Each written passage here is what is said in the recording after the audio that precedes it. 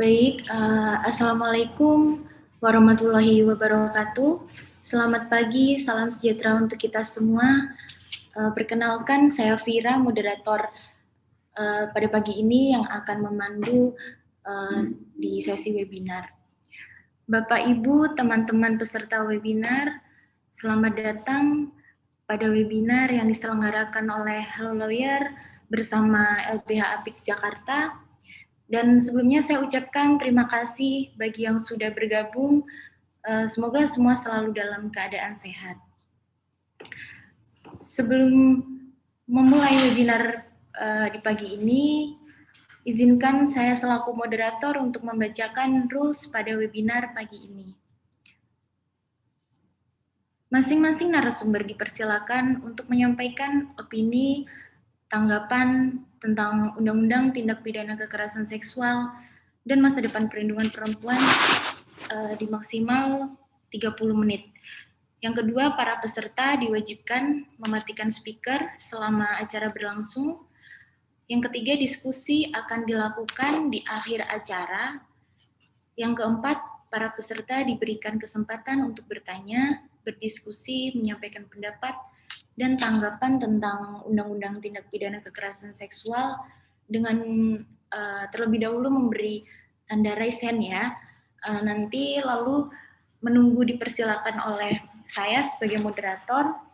Yang terakhir, peserta webinar diperbolehkan untuk bertanya melalui chatroom ya apabila ada pertanyaan yang ingin disampaikan kepada narasumber kita. Kira-kira seperti itu rules-nya. Baik, hari ini tanggal 21 April bertepatan dengan Hari Kartini ya, tentunya dengan peran aktif para perempuan untuk menuju kehidupan yang lebih baik. Dan berkat perjuangan Raden Ajeng Kartini, kita sebagai perempuan memiliki kesetaraan hak dengan para laki-laki ya. Salah satunya kita berhak mendapatkan pendidikan dan kita berhak mendapatkan keadilan yang sama sebagai warga negara Indonesia. Baik, untuk mempersingkat waktu, langsung saja ya saya persilahkan. Oh sebelumnya, maaf, sebelumnya saya akan perkenalkan narasumber kita pada pagi ini. Yang pertama ada Ibu Lulu.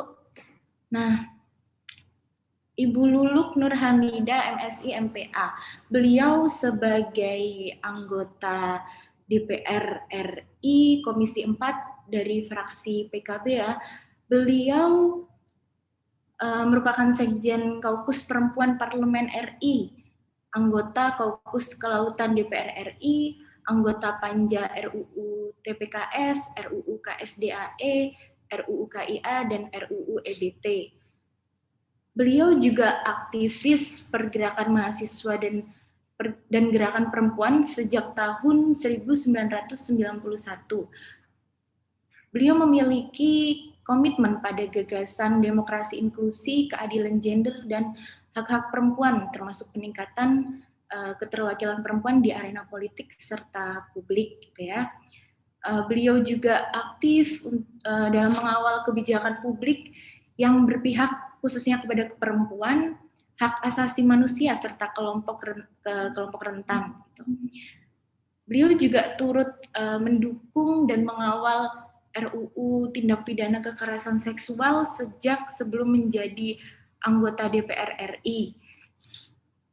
Baik, langsung saja ya kepada Ibu Luluk, saya persilakan untuk memaparkan materinya dan kita diskusi di pagi ini.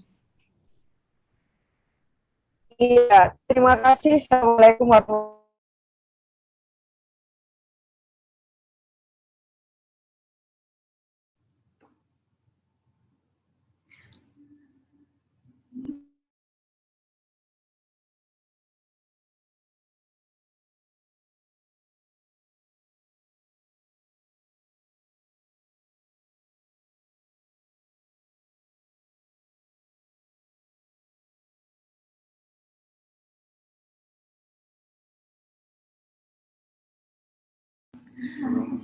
Ibu, mohon maaf masih di mute. Bisa. Buka. Ya, udah bisa diterima suara saya. Baik, sudah jelas Ibu, silakan. Iya, terima kasih. Selamat pagi semuanya. Salam sejahtera. Ini saya menyampaikan terima kasih dan juga apresiasi kepada rekan-rekan LBH Apik ya, karena ini yang sangat konsisten dari sejak pertama saya kira, dan terus mendampingin kita semua yang berjuang di Balek untuk bisa memastikan bahwa kita bisa menghadirkan undang-undang sangat bisa dianggap memenuhi harapan para korban, dan tentu juga untuk bisa menghadirkan keadilan khususnya bagi korban, dan tentu juga keadilan bagi undang-undang ini atur antara lain soal pencegahan dan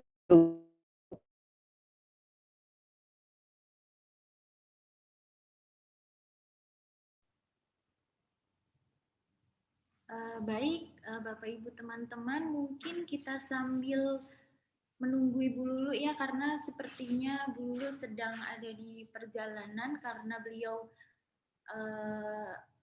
setelah ada acara dari IKN begitu ya.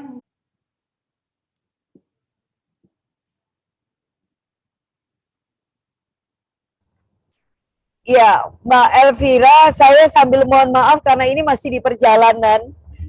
Iya, nggak apa-apa. Iya, nggak apa-apa ya.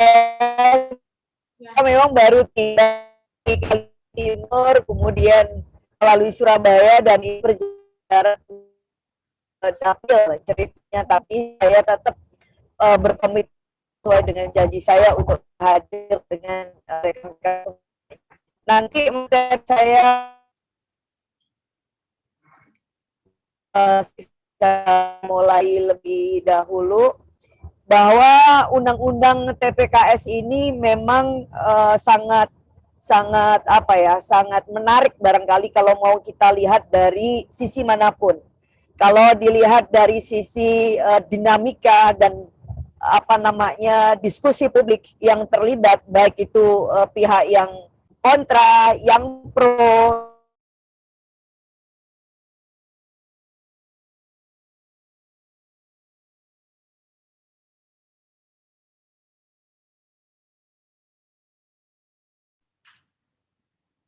Baik Bu Ibu, mungkin Bu Lulu bisa untuk off kamera aja ya Bu, mungkin biar itu sinyal. komplit.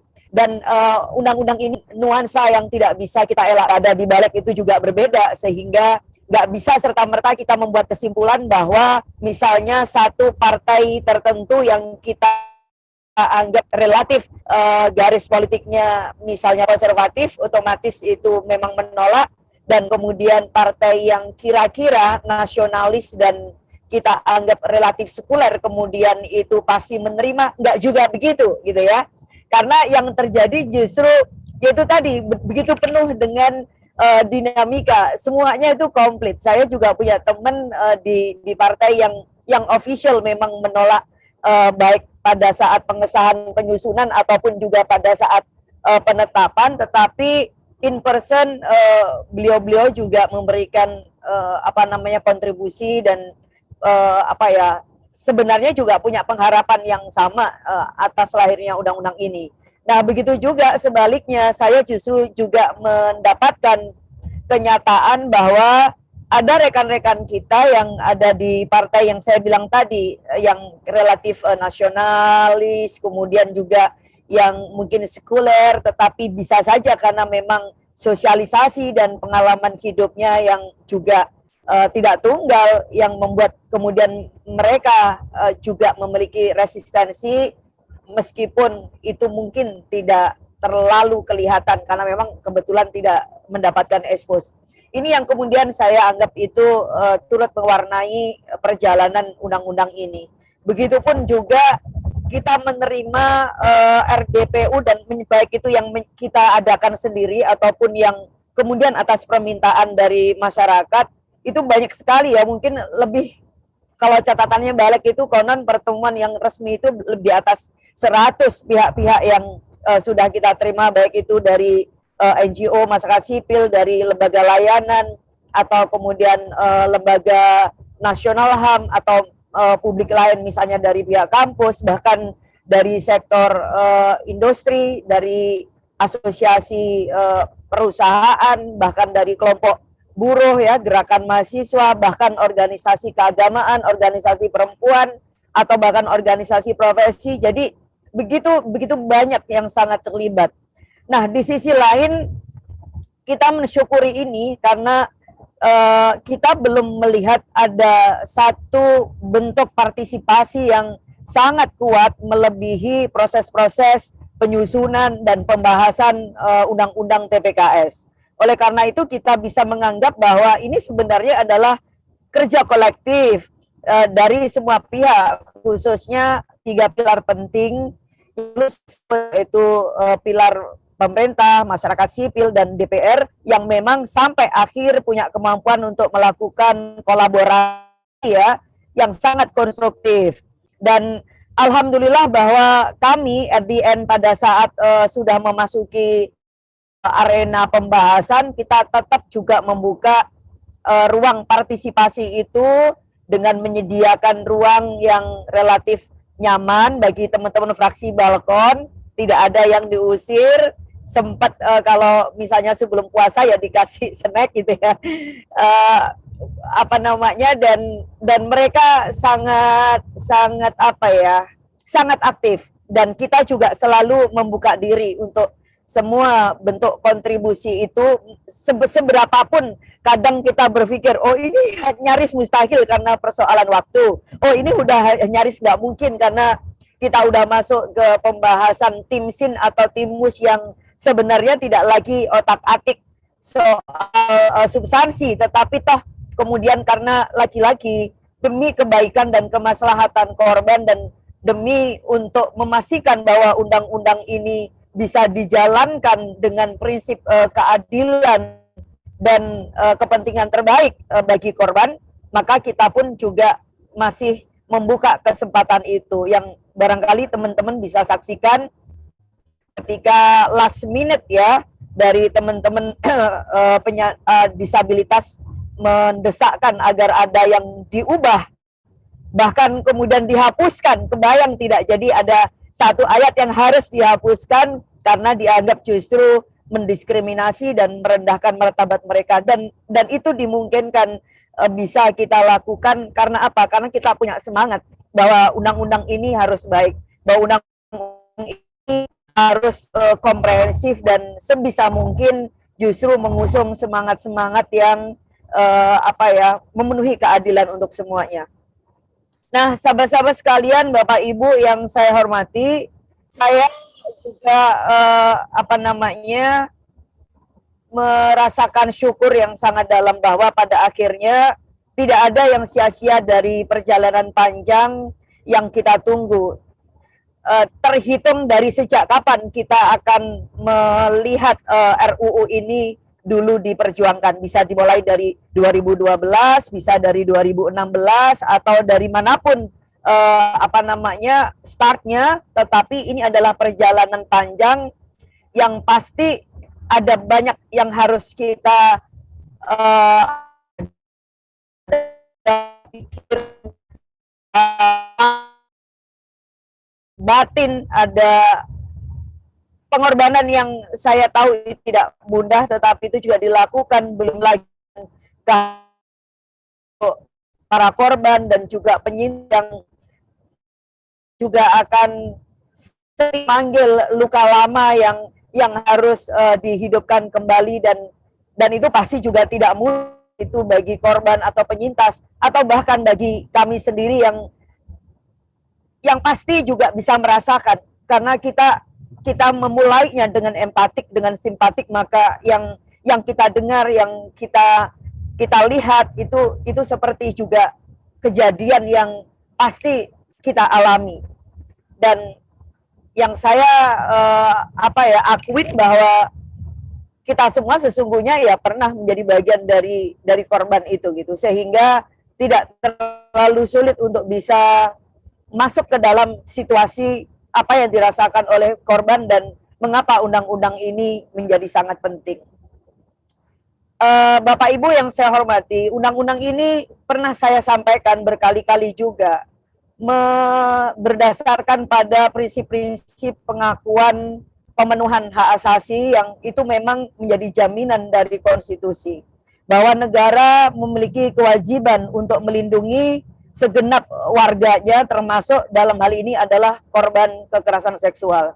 Kalau kita melihat catatan-catatan baik itu yang dirilis oleh pemerintah melalui Kementerian Perempuan dan Anak ataupun juga dari masyarakat sipil, misalnya dari Komnas Perempuan, juga termasuk LBH API atau lembaga layanan yang lain, saya kira angka dan juga fakta yang terkait dengan kekerasan seksual itu lebih dari cukup untuk bisa mendorong hadirnya undang-undang yang memang secara khusus atau spesialis memberikan perlindungan dan juga pemenuhan hak-hak bagi korban, termasuk juga menciptakan satu ekosistem yang memang ramah dan aman bagi semuanya. Jadi baik bagi korban ataupun bagi kita semuanya sehingga kita bisa terhindar dari kemungkinan terjadinya tindak kekerasan seksual khususnya. Nah,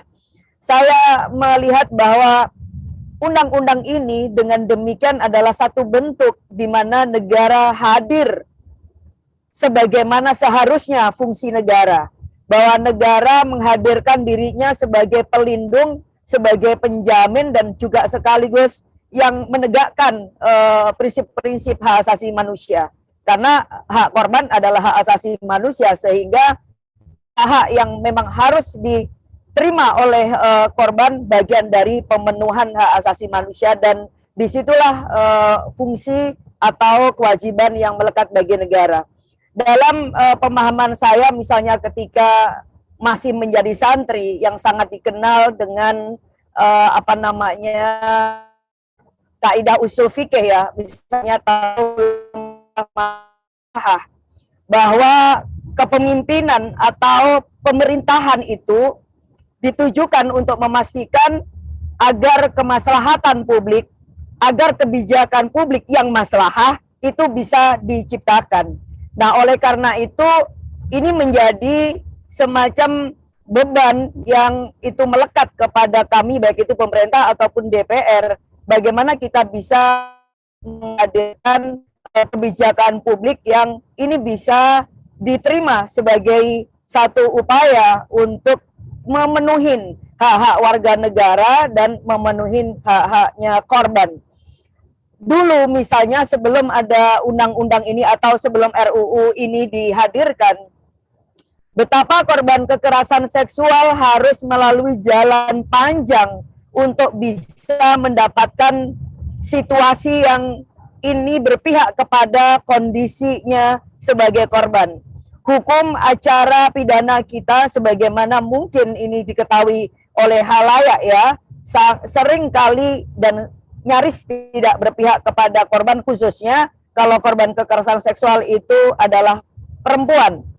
Stigma dan reviktimisasi berulang terjadi di mana korban bukan hanya kemudian dirugikan tetapi juga dilukai berkali-kali karena adanya proses dan juga hukum acara yang memang sama sekali tidak berperspektif kepada korban dan juga tidak sensitif gender, tidak sensitif kepada kebutuhan. Hingga hadirnya undang-undang ini pasti akan mengubah secara mendasar, kalau tidak bisa dikatakan secara revolusioner begitu ya, hukum acara yang kali ini hadir benar-benar untuk dan demi kebaikan korban. Saya sangat berterima kasih kepada LBH API ketika diingatkan betul ya pada detik-detik akhir pembahasan bagaimana kondisi korban yang dalam keadaan traumatis, trauma berat itu tidak perlu untuk kemudian berhadapan secara langsung kepada penyidik dan itu bisa diwakilkan oleh pendamping atau psikolog dalam kaitan melakukan pemeriksaan kepada korban. karena disinilah titik krusial yang selama ini sering terjadi ketika korban dalam kondisi yang sangat tidak siap, dalam kondisi yang sangat trauma, tapi kemudian dia juga harus berhadapan dengan penyidik yang level trust-nya juga belum tentu penuh begitu, dan kemudian mendapatkan pertanyaan yang terus berulang dan pertanyaan-pertanyaan yang mungkin memposisikan korban seperti seorang pelaku gitu. Nah, dengan adanya usulan dari masyarakat sipil, maka kita bisa memastikan bahwa kondisi korban, para pendamping atau psikolog itu menjadi dasar bagi penyidik untuk melakukan pemeriksaan bagi korban. Jadi kalau korban yang berat, yang tidak memungkinkan dia berhadapan secara langsung dengan penyidik, maka penyidik cukup meminta bantuan kepada pendamping atau psikolog dan menitipkan pertanyaan-pertanyaannya kepada korban, dan tentu selama proses itu mereka bisa menyaksikan sehingga level trust dan kebutuhannya itu tetap bisa dipenuhi. Nah, bayangkanlah hal yang mungkin dianggap ini sederhana, tetapi sesungguhnya ini merupakan roh ya, atau jantung kalau dalam bahasanya Mbak Ratna waktu itu disampaikan ke saya, bahwa hukum acara itu rohnya itu ada di sini. Bagaimana korban dimanusiawikan dari sejak awal, dan kemudian bagaimana menempatkan korban sebagai korban yang memang harus dilindungin, bukan yang kemudian dia dipaksa atas dasar mengikuti prosedur dan mekanisme penyidikan, tapi kemudian ia justru menjadi korban yang lain ya, jadi korban karena merasa terintimidasi, karena terpojok, karena kelelahan, dan juga misalnya kemungkinan reviktimisasi. Dan alhamdulillah ini kemudian disepakatin oleh teman-teman di Balik, dan dengan mudah mendapatkan persetujuan juga dari pemerintah, walaupun ini ya lagi-lagi kita harus fight ya, jadi nggak ada yang sebenarnya kayak durian jatuh karena ada guncangan angin sepoi-sepoi gitu, jadi semuanya memang harus dengan perjuangan, dan di sini yang kita sangat mensyukurin bahwa pada akhirnya kita menyelamatkan satu momentum kecil yang ini sebenarnya sangat signifikan dibutuhkan oleh korban, dan kita bisa menghadirkan itu di dalam ketentuan undang-undang ini. Nah, yang lain bahwa undang-undang ini menjadi sangat sangat signifikan untuk kita bisa kita anggap mengalami pemajuan yang luar biasa, karena haknya korban dan kewajiban pelaku itu juga diatur secara tegas. Apa? Misalnya kewajiban pelaku tapi itu menjadi haknya korban, yaitu restitusi. Jadi restitusi itu diatur secara khusus di sini, dan kita tunggu nanti aturan penjelasnya dan turunannya dari pemerintah, dan kita harapkan juga masyarakat sipil masih tetap bisa mengawal agar ketentuan yang terkait dengan restitusi ini benar-benar bisa dijalankan dan bisa difahamin oleh semua pihak, khususnya pihak-pihak yang terkait langsung pada pemidanaan, kemudian yang menyelenggarakan kewajiban untuk bisa memaksa agar pelaku membayar restitusinya. Nah, semula restitusi ini dalam kondisi tertentu akan diambil alih oleh negara. Ada klausul yang pertama itu, sebelum ini kita koreksi, bahwa pasal 35 kalau tidak salah, dalam hal pelaku tidak mampu maka dan tidak ada pihak ketiga yang membayarkan, maka negara akan membayar kompensasi terhadap korban. Tetapi saya juga sepakat dengan teman-teman masyarakat sipil bahwa ini tidak adil. Ini tidak adil untuk semuanya.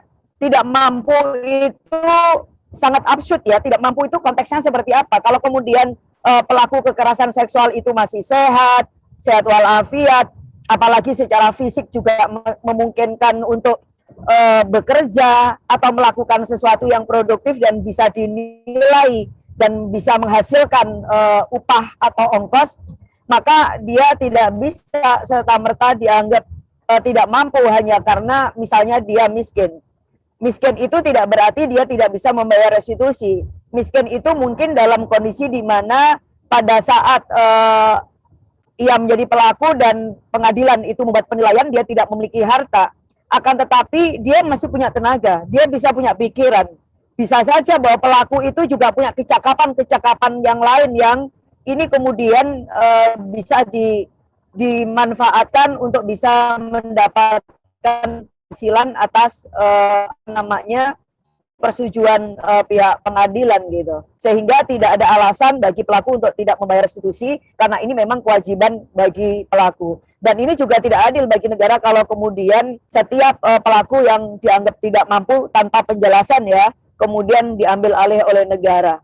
Nah, akhirnya ini di menit-menit yang terakhir tapi butuh waktu 2 hari untuk bisa mengubah dengan mengkoreksi sedikit bahwa ketentuan pelaku tidak mampu itu diubah menjadi dalam hal harta kekayaan pelaku tidak mencukupi gitu ya. Jadi dalam hal pelaku yang tidak mampu mencukupi maka sisanya yang ia tidak mampu mencukupi itu yang negara memang harus hadir.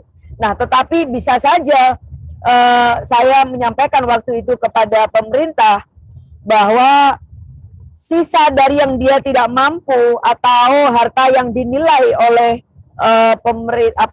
pengadilan bersama dengan LPSK itu yang kemudian dibayarkan oleh pelaku melalui kerja-kerja yang dia bisa lakukan selama dia berada di tahanan. Nah, saya kira ini yang kemudian juga disepakati. Nah, mudah-mudahan kalau misalkan nanti teman-teman masih akan mengawal, itu harus dipastikan betul bahwa akan ada sisi lain juga reformasi ya di lembaga pemasyarakatan yang memungkinkan bahwa terpidana itu juga bisa bekerja, bukan kerja sosial tetapi kerja-kerja yang kemudian bisa menghasilkan uang atau penghasilan. Dan ini yang kemudian bisa dilakukan bersama dengan dinas sosial atau bahkan dengan pihak ketiga di luar lembaga pemasyarakatan, misalnya dengan memberikan pelatihan UMKM atau bahkan industri-industri lain yang membutuhkan tenaga dari mereka yang itu bisa dikerjakan oleh mereka. Nah, ini kan juga kemudian bisa menjadi satu model yang lebih manusiawi di lembaga pemasyarakatan. Selain kemudian ini juga bisa memastikan bahwa pelaku tetap bisa menunaikan kewajibannya membayar restitusi yang ini merupakan hak bagi korban kekerasan seksual. Nah, yang berikutnya teman-teman sekalian, bahwa dalam kaitannya dengan kompensasi, kita juga lagi-lagi sangat senang karena kita ditolong ya, jadi terbantu betul dengan usulan masyarakat sipil yang mengenalkan dengan Victim Trust Fund itu. Kita selama ini belum mengenal model-model ada dana bantuan korban. Jadi kalau kemarin bahasa Inggris karena tidak dimungkinkan itu akhirnya diganti dengan istilah dana bantuan korban.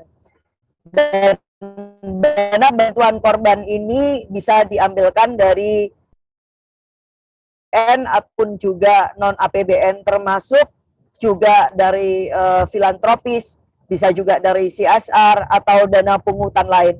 Saya kepikir yang terkait dengan dana pungutan lain memang sebagai salah satu sumbangan, tapi tentu bukan satu-satunya karena tetap negara hadir melalui pendanaan yang bernama APBN. Nah, yang lain ini menjadi kekuatan pendukung ya.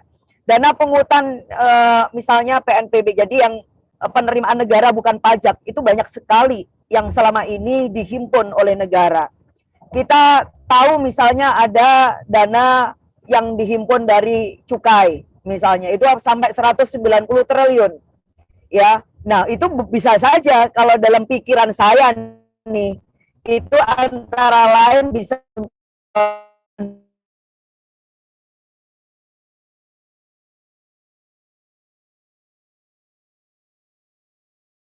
juga hampir 130 triliun.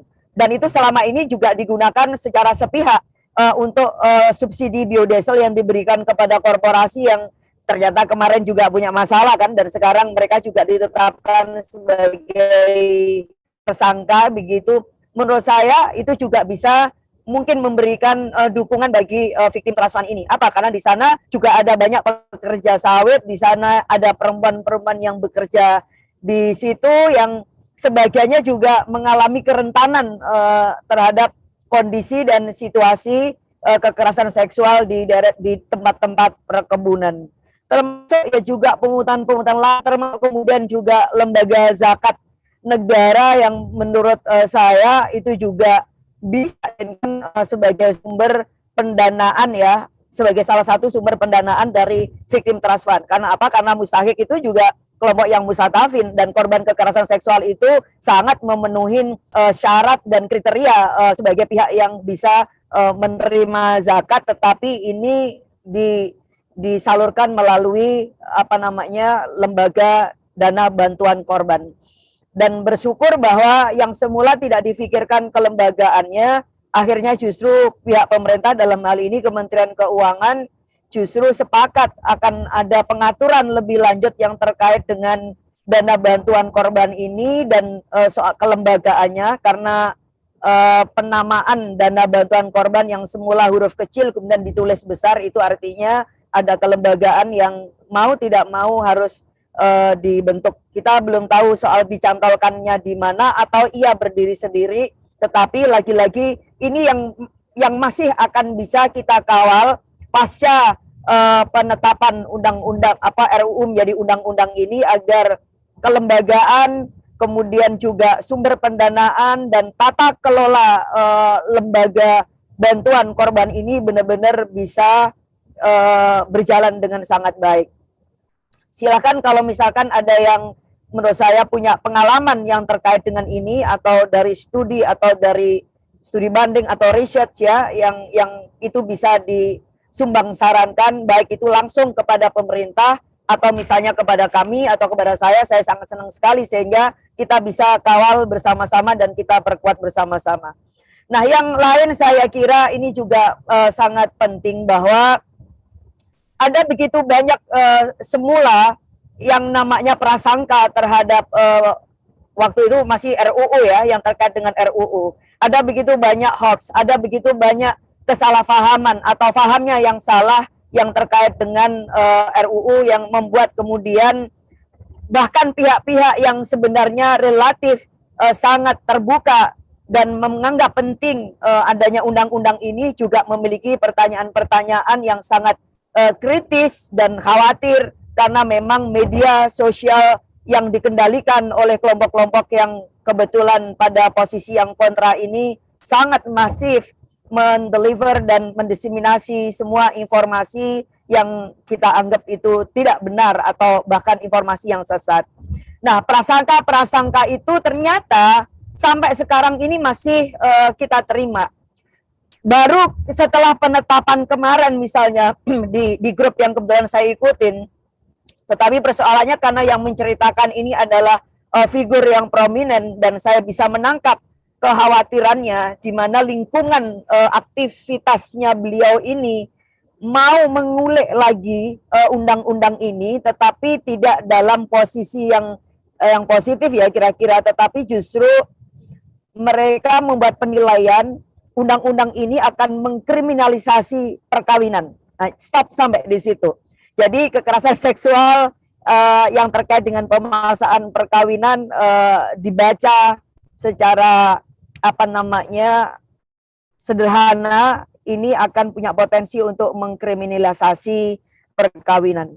Nah, tentu kita punya tugas yang masih akan panjang ke depannya, karena harus memahamkan begitu banyak pihak, dan ini tugas bersama saya kira, ya pemerintah, ya masyarakat sipil, dan kita semuanya.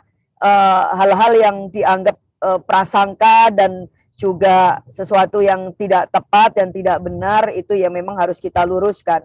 Perlindungan kepada anak-anak agar dia tidak masuk kepada perkawinan anak itu sudah menjadi kewajiban kita semua, dan saya kira semua agama keyakinan juga pada posisi yang sama ya, bahwa anak adalah anak, dan hak anak sesungguhnya ya mereka patut untuk dihargai.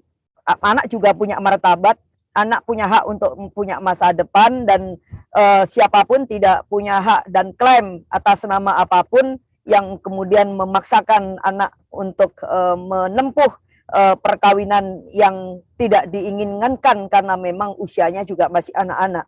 Termasuk kemudian juga memaksa pelaku perkosaan agar mengawini atau menikahi korban perkosaan, termasuk juga perkawinan atas nama budaya seperti yang terjadi di beberapa daerah di Indonesia yang saya tahu dan dengar, misalnya perempuan harus diculik dulu, kemudian dia diperkosa, habis itu kemudian dinikahkan. Itu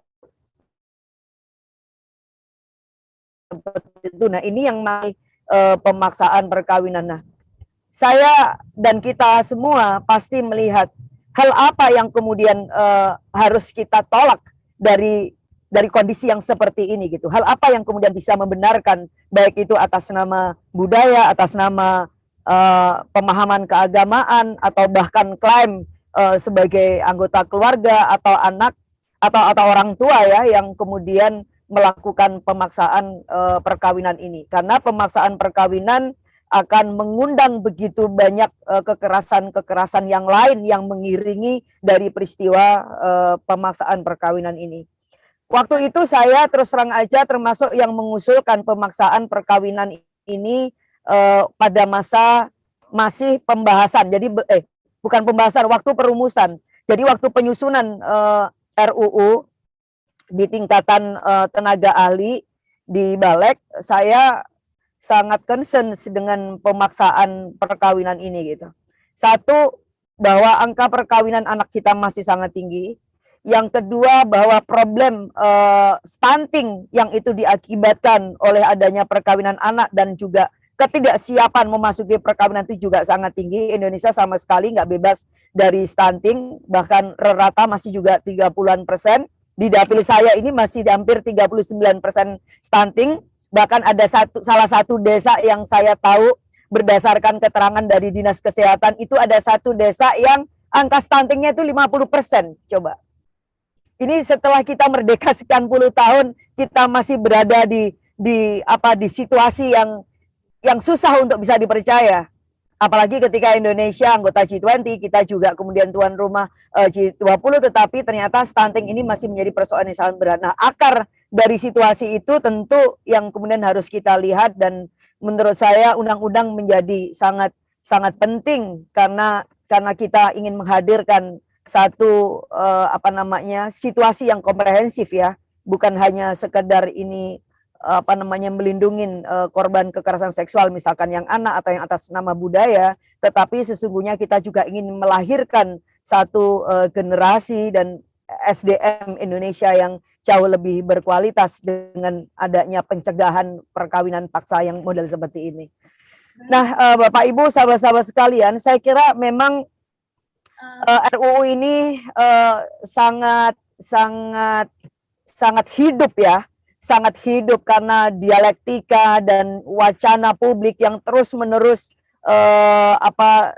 terjadi, dan itu juga belum berhenti sampai sekarang. Jadi kalau sesuai dengan tema kita, apa yang kemudian bisa lakukan, ya saya kira kita mesti bersiap untuk menyiapkan energi kita untuk menghadapi atau menerima mungkin pihak-pihak yang masih belum juga terima dengan adanya pengesahan atau penetapan undang-undang TPKS, atau yang mencoba mengambil untung secara politik atau elektoral kalau konteksnya ini di amplified untuk kepentingan elektoral, apalagi ini pemilu kurang 2 tahun, sehingga kenapa ini di-maintain terus, dan kemudian masih adanya pihak yang mencoba untuk mendesakkan agar semua usulannya yang tidak bisa ditampung di RUU TPKS yang terkait dengan pelarangan LGBT, kemudian juga soal perzinaan, soal seks menyimpang, itu mereka juga masih akan berjuang di sana, dan saya kira ini mungkin ya akan menjadi kerja-kerja kita, karena menurut mereka kalau mereka berhasil memasukkan itu di RKUHP maka ada celah juga untuk melakukan semacam CR gitu ya, atau apa gitu terhadap undang-undang ini gitu. Baik, Bu Nah, Lulu. ya, saya kira yang terakhir, saya kira sosialisasi yang terus-menerus mau tidak mau harus kita lakukan bersama, termasuk juga pihak pemerintah. Saya harapkan agar segera menyegerakan aturan turunan ya, baik itu PP atau juga perpresnya, yang ini semangatnya nggak boleh berbeda dengan semangatnya undang-undang TPKS. Jadi undang-undangnya TPKS katakanlah bagus, jangan sampai kemudian PP-nya atau perpresnya justru menciptakan kebingungan baru. Dan yang terakhir sekali, ini kesiapan ya, kesiapan dari tim pelayanan terpadu. Jadi one stop crisis itu yang justru sangat penting. Oleh karena itu menyiapkan SDM di semua lini, yang dari pusat sampai ke daerah ini yang juga sangat penting. Karena apa ya, kita tahu bahwa SDM belum rata, kemudian UPTD di setiap daerah juga belum sepenuhnya ada, termasuk juga aparat penegak hukum sendiri juga harus selesai, bahwa mereka juga punya perspektif korban, punya gender perspektif yang sangat kuat, kemudian juga HAM dan juga kepentingan disabilitas. Jadi ini semuanya yang akan menjadi kerja-kerja kita ke depan. Terima kasih teman-teman semuanya.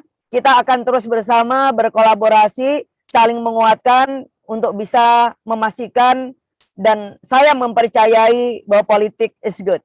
Bahwa politik adalah jalan untuk bisa mewujudkan kemaslahatan. Di sini contohnya melalui Undang-Undang TPKS. Terima kasih. Wassalamualaikum warahmatullahi wabarakatuh. Waalaikumsalam warahmatullahi wabarakatuh. Baik, terima kasih Bu Luluk untuk ilmu yang diberikan kepada kita, sangat luar biasa ya Bu. Tadi sudah sangat banyak sekali dan sudah dijelaskan oleh Ibu Lulu secara detail bagaimana implementasi Undang-Undang Tindak Pidana Kekerasan Seksual ya. Dan memang undang-undang ini sangat menarik jika dilihat dari sisi manapun begitu ya.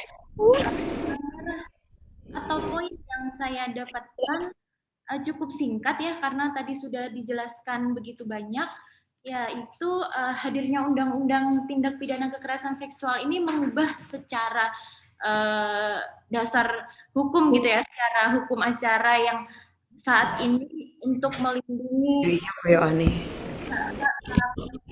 Ya, aku jam 8 ada acara. Balik ke sekolah.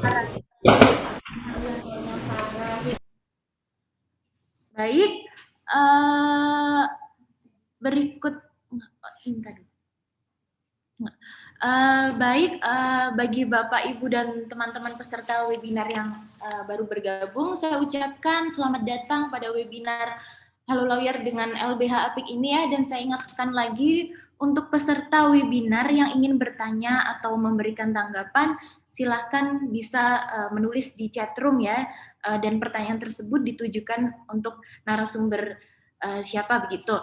Berikutnya langsung saja karena waktunya juga sudah mepet gitu ya. Berikut narasumber yang kedua sudah hadir di ruang Zoom ini, ada Ibu Siti Mazumah ya, yang sering disapa dengan Bu Zuma begitu. Beliau alumni Universitas Islam Negeri Syarif Hidayatullah Jakarta, yang sekarang juga menjadi Direktur Yayasan LBH Apik Jakarta. Beliau juga pengajar sertifikasi Hakim Anak untuk Mahkamah Agung sejak tahun 2017 sampai dengan saat ini. Dan beliau juga menjadi fasilitator konferensi paralegal untuk kelas diskusi peran pemerintah daerah dalam bantuan hukum gitu ya. Baik, langsung saja kepada Ibu Zuma, saya persilahkan waktunya. Ya, terima kasih Mbak Evira, selamat pagi Mbak Lulu, Mas Dadang, Mas Win, dan teman-teman Halo Lawyer. Selamat pagi juga teman-teman yang di Zoom, dan selamat pagi teman-teman yang mengakses lewat YouTube ya. Selamat Hari Kartini untuk kita semua. Saya izin share screen ya. Baik. Ya, sama izin mematikan video dulu. Oke, Mbak Lulu, terima kasih banyak atas perjuangannya, kontribusinya. Saya yakin dari fisik, mental, tenaga, pikiran sudah dikerahkan semua gitu ya. Kita tahu bagaimana secara psikis Mbak Lulu juga mendapatkan banyak tekanan, tidak hanya sesama anggota, tapi banyak juga bahkan masyarakat yang tidak setuju gitu ya. Karena kita menuntut sebuah perubahan ke arah yang lebih baik lagi untuk korban-korban kekerasan seksual, untuk era yang baru gitu, di mana Indonesia yang sebelumnya menormalisasi kekerasan seksual, kita mencoba hal yang baru menjadi Indonesia tanpa kekerasan seksual, dan itu pasti banyak banget tantangannya gitu ya. Tapi Mbak Lulu dan teman-teman Alek yang lain gitu ya, khususnya Alek-Alek perempuan, saya yakin gitu tekanannya pasti lahir batin gitu. Tapi Mbak Lulu dan teman-teman itu tetap semangat, kekeh, dan tidak hanya setahun, 2 tahun, 10 tahun lebih gitu ya. Bahkan sebelum Mbak Lulu jadi DPR Iya, gitu. Ini luar biasa perjuangan yang sangat kita apresiasi gitu. Kartini pada zaman sekarang gitu Mbak Lulu yang menggambarkan sosok itu gitu di tengah situasi budaya patriarki di DPR maupun di masyarakat kita gitu. Mbak Lulu tetap mau berjuang dengan segala daya upaya, dan tentu saja sesuatu yang nggak bisa dianggap remeh gitu berjuang ya. di partai, di NU. Iya, luar biasa sekali. Iya, betul banget. Terima kasih ya Mbak dukungannya, ditemanin perjuangannya. Ya, terima kasih gitu karena Mbak Lulu dan teman-teman itu menerima masukan kami dan sangat terbuka gitu ya, bagaimana situasi di lapangan dan kenapa kita semua harus memperjuangkan RUU TPKS pada saat itu gitu, karena hampir tiap hari korban-korban kekerasan seksual itu ada gitu ya, baik di berita maupun di tempat-tempat sunyi yang bahkan kita nggak tahu, di kota, di perkampungan, di desa-desa yang bahkan kita nggak bisa menyangka gitu ya, baik di lembaga pendidikan, di pesantren, di gereja ataupun di asrama-asrama gitu-gitu, dan tempat lain lagi gitu ya, yang ternyata banyak sekali kasus-kasusnya gitu. Nah, kalau membahas soal masa depan perlindungan perempuan, masa depan gitu, berasa dukun aja kita memprediksi masa depan gitu. Masa Kita depan cuma yang bisa mau. Useless semoga today. harapan. Iya, bener Pak. Semoga harapan saya, harapan Mbak Lulu, harapan kita semua berkaitan dengan perlindungan perempuan dari kekerasan seksual ini bisa terwujud, karena kita sudah punya payung hukum yang sangat komprehensif, yang sangat mewadahi kebutuhan korban-korban kekerasan seksual. Nah, sebelum saya presentasi tentang lebih jauh, kita kenalan dulu ya. Jadi, LBH Apik Jakarta itu Lembaga Bantuan Hukum Asosiasi Perempuan Indonesia untuk Keadilan. Kami didirikan tahun 1995 dan kita bantuan hukum secara cuma-cuma untuk korban kekerasan. Dan ini adalah visi misi lembaga kami, terwujudnya masyarakat yang inklusif, setara, adil, berkelanjutan mulai perubahan sistem hukum, sedangkan misinya menyediakan layanan bantuan hukum bagi perempuan, mengupayakan perubahan hukum di tingkat substansi, struktur, dan juga kultur, membangun gerakan sosial untuk keadilan bagi perempuan. Nah, ini ada 3 divisi di LBH Apik Jakarta. Yang pertama, pelayanan hukum, fungsinya adalah memberikan bantuan hukum, litigasi dan non-litigasi. Terus kemudian di divisi perubahan hukum ini kita melakukan pelatihan, kampanye, outreach, penelitian, publikasi, dan juga dokumentasi. Terus kemudian ada divisi internal dan keuangan yang berfungsi untuk peningkatan kapasitas dan sampai dengan audit. Nah, ini penerima manfaat dari kerja-kerja LBH Apik Jakarta. Yang pertama adalah korban kekerasan berbasis gender struktural, pekerja rumah tangga, ibu rumah tangga, buruh perempuan, perempuan yang dilacurkan, anak perempuan dan perempuan jalanan, terus kemudian juga perempuan pembela HAM dan perempuan yang tidak bekerja. Ini data 3 tahun terakhir LBH Apik Jakarta. Mungkin teman-teman melihat 2 tahun terakhir ketika kita masih pandemi COVID sampai sekarang gitu ya, angka kekerasan terhadap perempuan dan anak ini meningkat sangat tajam gitu. 2019 sebelum pandemi itu 700-an yang pengaduan ke LBH Apik Jakarta, kemudian meningkat di 2020 dan semakin tinggi lagi di tahun kemarin di 2021.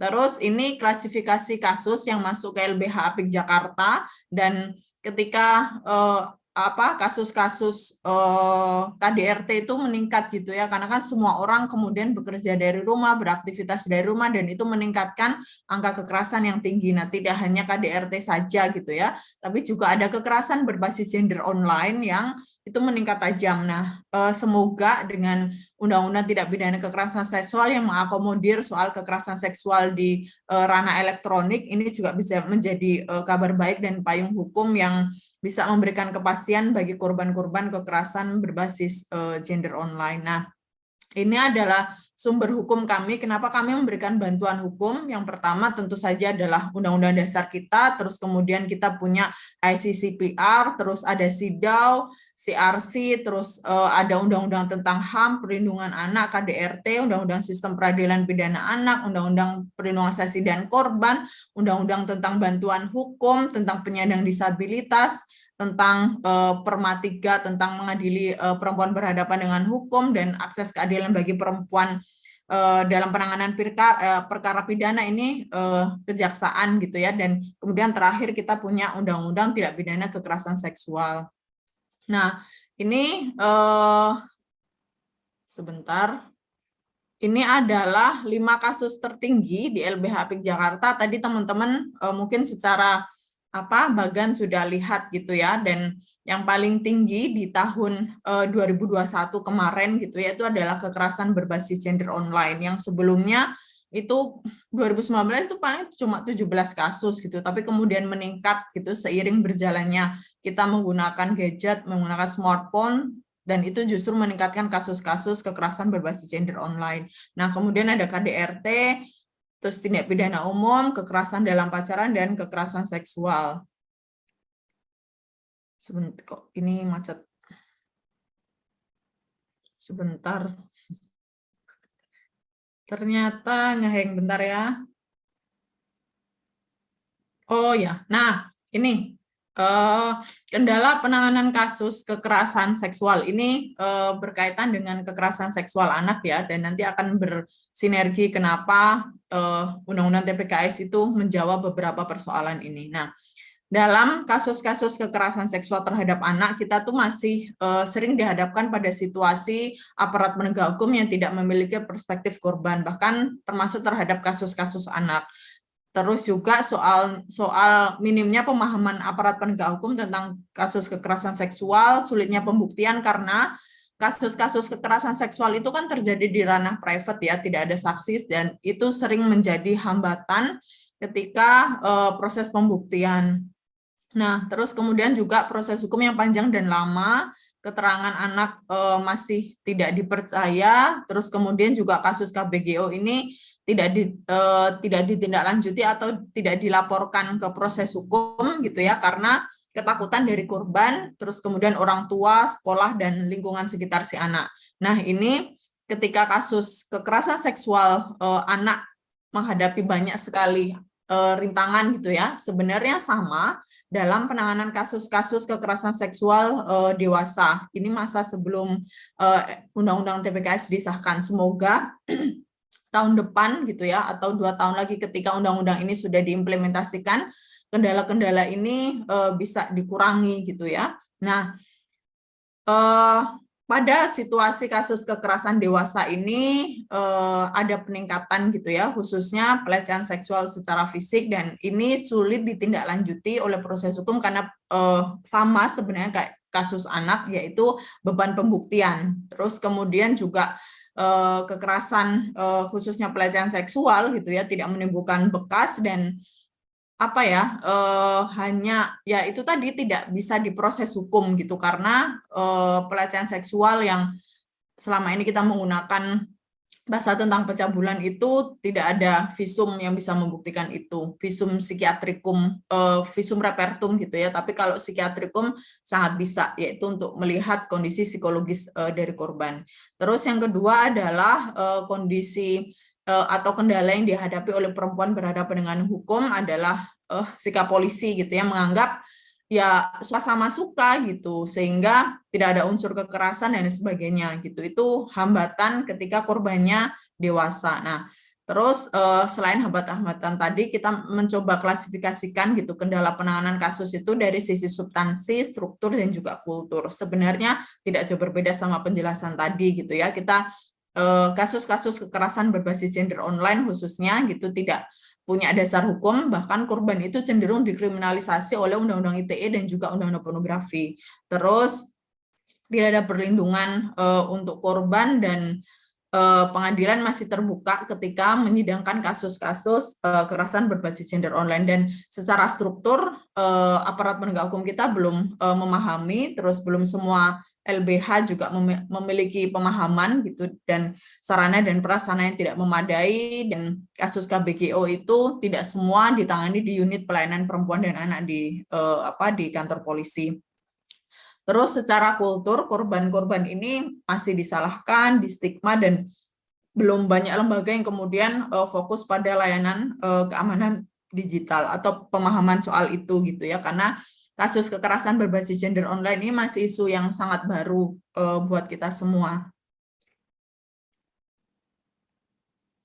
Nah, ini peluang kita gitu ya. Semoga ini bisa menjadi masa depan yang baik buat kita semua, tidak hanya untuk perempuan sebenarnya, siapapun yang menjadi korban kekerasan seksual gitu ya. Dan sebelumnya kita hanya punya 2 jenis kekerasan seksual, yaitu perkosaan sama pencabulan, dan di sini ada 9 jenis kekerasan seksual yang kemudian diakomodir dari mulai pelecehan seksual non fisik, fisik, pemaksaan kontrasepsi, sterilisasi, pemaksaan perkawinan, penyiksaan seksual, eksploitasi seksual, perbudakan seksual, dan juga kekerasan seksual berbasis elektronik. Nah, saya hanya menguatkan keterangan dari Mbak Lulu, karena tadi juga Mbak Lulu sudah sangat komprehensif bagaimana menggambarkan isi dari undang-undang ini gitu ya, dan ada pidana tambahan pencabutan hak asuh anak atau dari pengampuan maaf jadi pengampunan. Nah, kasus-kasus ini biasanya itu terjadi ketika seorang ayah yang memperkosa anaknya sendiri, atau orang yang punya hubungan wali gitu ya, dan ini sering menjadi hambatan bagi korban kekerasan seksual gitu ya, yang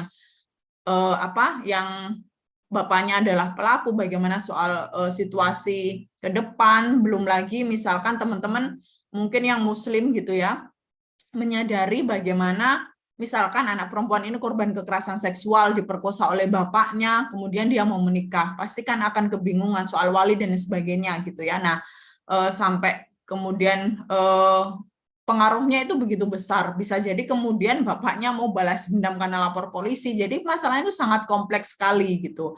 Kekerasan seksual ini sebagian besar pelaku adalah orang-orang yang dikenal oleh korban gitu, dan tidak jarang kasus yang datang ke LBH Apik itu ya bapak yang kemudian memperkosa anak perempuannya. Nah, kemudian dari mulai identitas pelaku nanti disampaikan, selama ini kan orang kepo tentang identitas korban gitu ya, karena kita tuh lebih gampang gitu nyalahin korban, karena kayak itu bisa menutupi ketidakberdayaan kita untuk bantu korban. Kita tuh sibuk korban, nyalahin korban, pakai rok mini lah, kemudian pulang malam lah, dan lain sebagainya, ketimbang kita memberikan sanksi kepada pelaku gitu ya. Itu sebenarnya adalah kedok kita untuk menutupi bahwa ketidakmampuan kita membantu dia. Terus kemudian juga soal pembayaran restitusi. Nah, terus ancaman ini, penghukuman terhadap kasus kekerasan seksual ini tidak hanya menyangkut individu gitu ya, tapi juga perusahaan atau korporasi yang kemudian terlibat dalam tindak pidana kekerasan seksual juga bisa mendapatkan sanksi dari mulai pencabutan sampai ada pembayaran ganti rugi. Sebentar, hang lagi. Nah, selanjutnya adalah ini sering sekali menjadi hambatan dalam proses hukum, yaitu tidak adanya saksi gitu ya. Nah, ini keterangan saksi atau korban ditambah dengan alat bukti yang cukup saja, ini sudah memenuhi unsur. Ini sama seperti undang-undang penghapusan kekerasan dalam rumah tangga. Jadi ini progresnya sangat bagus, semoga nanti implementasinya juga akan bisa sangat maksimal gitu ya. Nah, alat bukti yang sah ini dari mulai ke transaksi, ahli, surat, petunjuk, keterangan terdakwa, dan informasi lain atau bahkan dokumen elektronik yang telah diatur dalam perundang-undangan, dan termasuk soal ganti rugi. Ganti rugi ini bisa dalam bentuk restitusi, ganti rugi yang diberikan oleh pelaku gitu ya akibat dari kasus yang dialami korban ataupun dalam bentuk kompensasi. Terus selanjutnya perlindungan untuk korban dan juga membatasi gerak pelaku.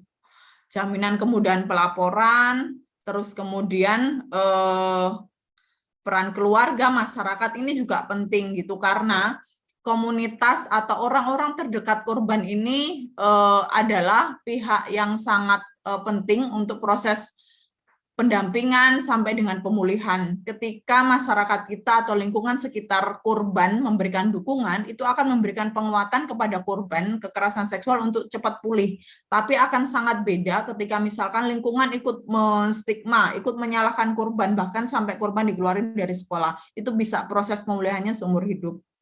Dan saya kira kita bukan orang yang hobi menzolimi korban gitu ya.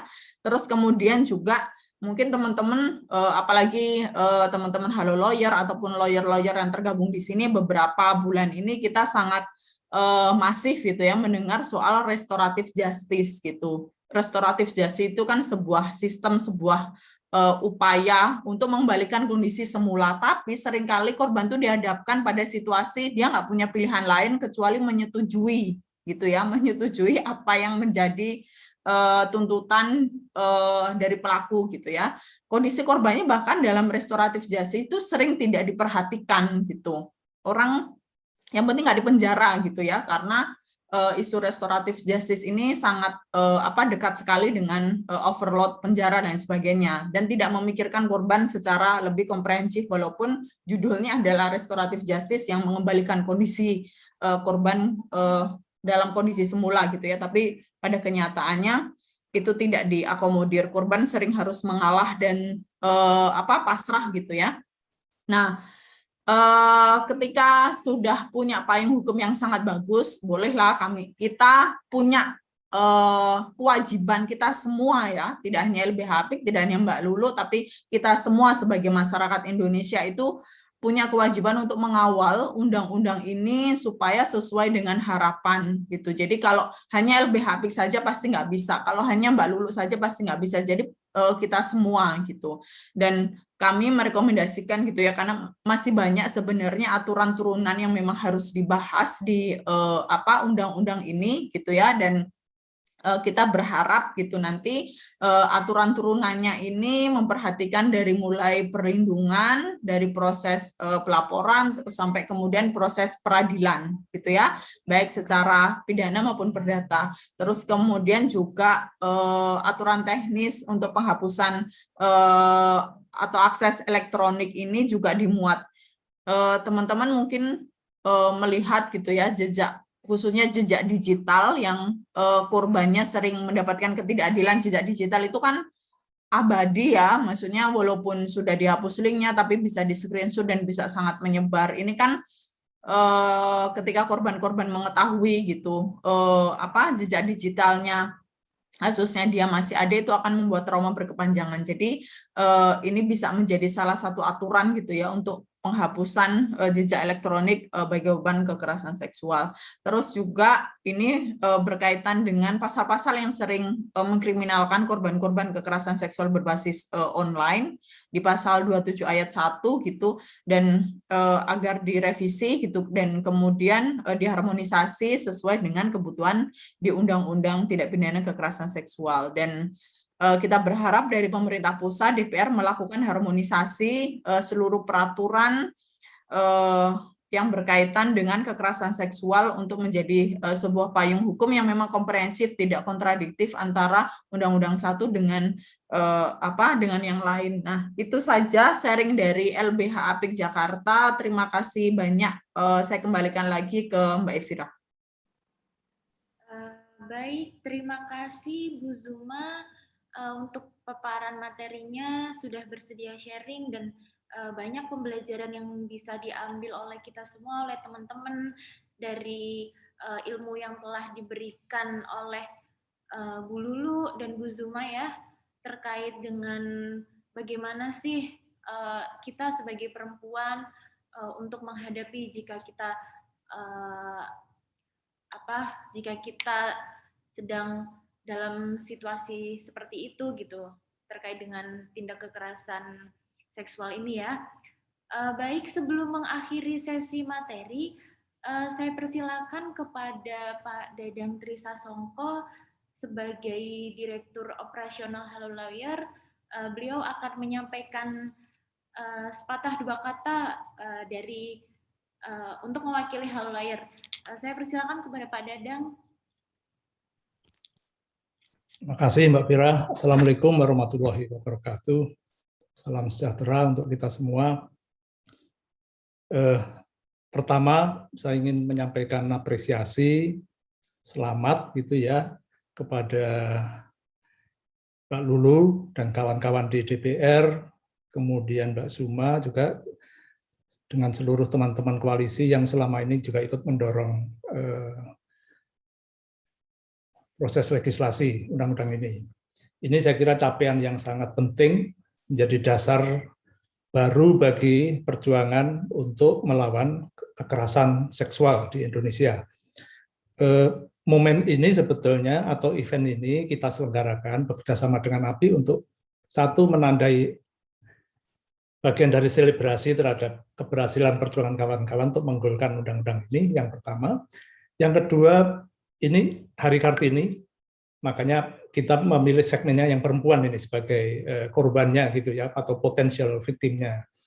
Dan yang ketiga, saya kira kita ingin juga menyampaikan bahwa Halo Lawyer sebagai marketplace di bidang layanan hukum, itu kami sedang menjalin kerjasama dengan LBH Apik untuk menggalang dukungan para lawyer pro bono untuk membantu. Salah satu isunya adalah kekerasan seksual. Dan ini menjadi prioritas di Halo Lawyer juga. Halo Lawyer ini juga fokus kepada perlindungan kepada perempuan dan anak.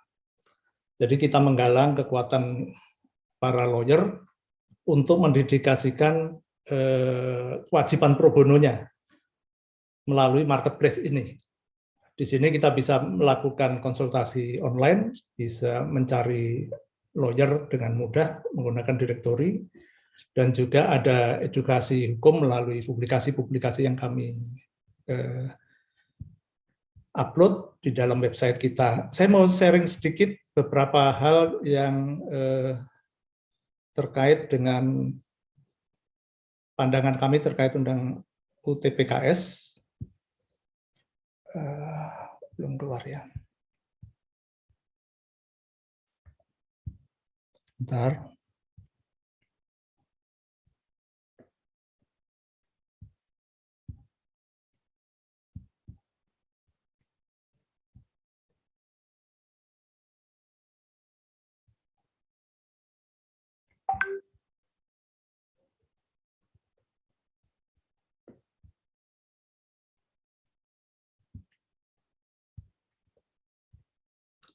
Saya mohon waktunya sedikit saja untuk bisa sharing ini. Ini sebetulnya saya tidak akan mengulang banyak hal yang sudah dipaparkan. Dan terima kasih juga atas informasi, sharing pengalaman bagaimana undang-undang ini dibangun.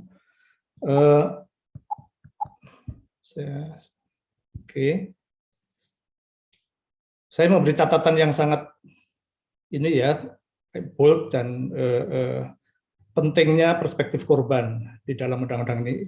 Ini saya kira salah satu kekuatan yang patut kita hargai yang sudah dihasilkan oleh kawan-kawan yang berjuang untuk menggolkan undang-undang ini. Karena banyak undang-undang yang juga sebetulnya perspektifnya lebih pada pelaku gitu ya. Ini perspektif korban ini menjadi sangat penting, dan saya kira memberi landasan hukum yang sangat kuat bagi korban untuk menuntut haknya, untuk memperjuangkan haknya, dan juga bukan hanya di aspek penindakan, tapi juga pencegahan. Ini menurut saya juga penting sebagai capaian yang menurut saya sangat penting, bukan hanya mengurusi di tingkat hilir, tapi juga di tingkat hulu problem-problem kekerasan seksualnya. Kemudian hak-hak korban di dalam undang-undang ini, saya hanya meng-highlight di aspek penanganannya yang terkait dengan apa yang akan kita terus perjuangkan melalui bagaimana penanganan korban terhadap korban ini betul-betul memang mencerminkan kepentingan para korban gitu ya, bukan kepentingan yang lain. Saya agak cepat. Nah, tadi Mbak Lulu sudah menyampaikan juga bahwa secara normatif ini yang dihasilkan sudah bagus, tetapi nanti di tingkat lapangannya, di implementasinya kita tentu akan menghadapi berbagai banyak tantangan. Oleh karena itu, lembaga-lembaga yang terkait dengan penanganan ini, baik yang di tingkat pencegahan maupun di penindakannya, itu harus dipastikan lebih responsif, lebih accountable. Kalau misalnya untuk pengaduan, pengaduan itu kan juga bukan sekedar menyiapkan satu kanal pengaduan atau tempat pengaduan, tapi juga harus memberi keyakinan bahwa dia kredibel, bahwa orang yang melapor juga aman, dan ada tindak lanjutnya. Berikutnya, ini satu ketentuannya kalau saya sangat menarik ya, karena ini juga banyak tantangan ke depannya, di mana kalau kita lihat di peraturan Mahkamah Agung yang terkait dengan pertanggungjawaban pidana korporasi, kayaknya kita ada kerja keras juga ke depan untuk menyiapkan dunia swasta juga, untuk memastikan tidak terjadi kekerasan seksual di lingkungan kerjanya. Ini tugas besar menurut saya yang harus kita catat sebagai kerja bersama gitu ya, dan ini nanti juga terkait dengan peraturan-peraturan yang relevan dengan dunia swasta atau korporasi yang lain. Karena korporasi itu juga bisa partai politik menurut saya itu ya. Jadi perlu dijabarkan lebih lanjut. Berikutnya, kalau kita lihat di deklarasi PBB ya yang terkait dengan hak korban, saya melihat apa yang sudah dihasilkan oleh kawan-kawan melalui Undang-Undang TPKS ini, menurut saya sudah optimal ya, dari aspek akses terhadap keadilannya, restitusinya, kompensasinya, dan pendampingannya begitu. Nah, yang sebelah kanan, yang B, ini aspek yang lain ya, mungkin nanti akan terkait juga, mungkin ada kekerasan seksual yang berbasis pada abuse of power gitu ya. Nah, terkait dengan problem akses terhadap keadilan, ini data BPS, kita punya tantangan ini. LPAPIK juga sangat terbatas, resource-nya, jangkauan ke wilayahnya juga terbatas. Kita punya data seperti ini. Jadi, tugas kita masih sangat banyak. Memastikan orang yang di kampung yang menjadi korban kekerasan, itu juga mendapatkan layanan, dampingan hukum, bisa melapor, gitu ya. Dan ini bukan hanya kerjanya LBH, tapi juga semua pihak, termasuk ormas-ormas perempuan, bahkan di apakah itu di Muhammadiyah atau di Nahdlatul Ulama misalnya. Kemudian kita juga punya problem, tantangan ke depan soal melek hukumnya. Orang melek hurufnya sudah banyak, tapi melek hukumnya bagaimana? Oleh karena itu, edukasi terhadap keberadaan undang-undang ini juga menjadi penting ke depan. Dan kami dari Halo Lawyer ingin berkontribusi ke sana sebetulnya melalui kegiatan-kegiatan ini, di samping publikasi artikel-artikel yang relevan, yang mudah dibaca oleh publik dari segala lapisan pendidikan. Selanjutnya, jumlah advokat kita juga terbatas, itu pun juga tidak semuanya menjalankan kewajiban pro bono-nya.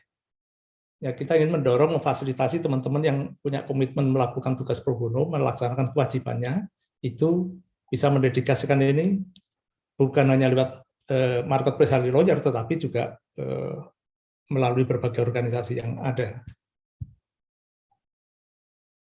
Ini soal jangkauan lawyer, perbandingan kita memang masih jauh. Kita mungkin masih 0,0 sekian gitu ya. Ini tantangan kita. Ini kalau terkait dengan pengaduan begitu ya, kalau orang dari kampung mau mengadu kemana gitu ya, kalau mereka sudah punya gadgetnya mau diapain? Tadi ada problem penggunaan gadget untuk kekerasan seksual, tapi ini harusnya bisa dikonversi menjadi sarana untuk pengaduan yang lebih efektif.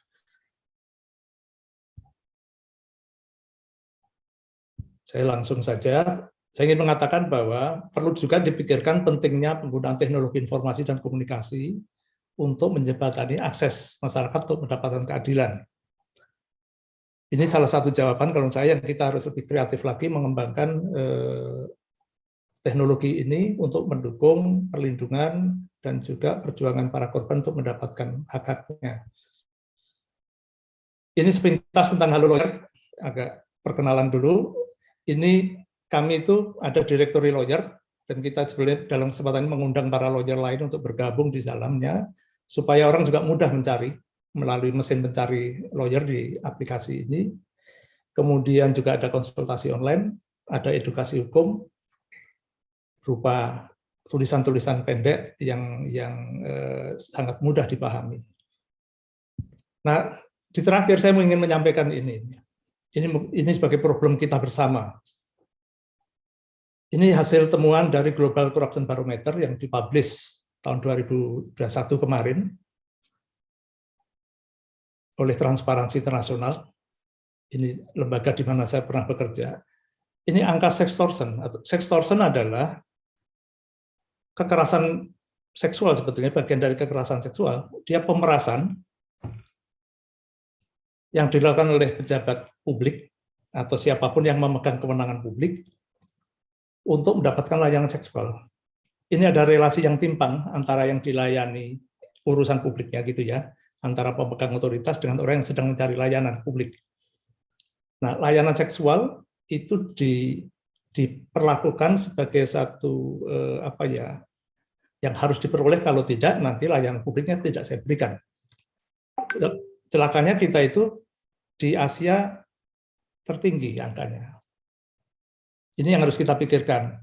Dalam satu diskusi dengan teman-teman hakim, saya bilang mungkin ini bisa dijangkau melalui pasal-pasal tentang pemerasan di dalam Undang-Undang Tipikor. Tapi ini masih menjadi perdebatan.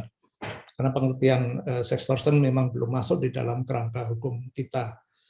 Kita juga berpikir bagaimana Undang-Undang TPKS bisa merespon ini. Saya kira itu saja yang bisa saya sampaikan. Sekali lagi terima kasih atas partisipasi seluruh peserta, dan terutama juga kepada Mbak Lulu dan Mbak Suma.